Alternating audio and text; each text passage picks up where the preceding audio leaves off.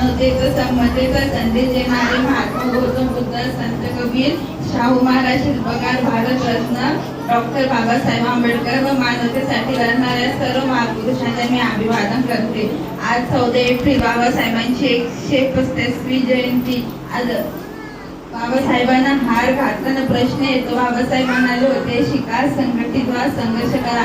मात्र आपण शिकतही नाही, संघटित होतच नाही, मग संघर्ष काय, माती करणार काय? पण आपण संघर्ष केला पाहिजे, कारण आपण त्या भागाचे बकरे आहोत। बाबासाहेब म्हणाले होते, मी पूर्ण देश बौद्धमय करीन। तो तर त्यांनी केला, पण घटनेच्या पानं बौद्ध धर्माची बीज पेरली। डॉक्टर बाबासाहेब आंबेडकर म्हणाले होते, 100 दिवस शेळी होऊन जगण्यापेक्षा 1 दिवस वाघ म्हणून जगा।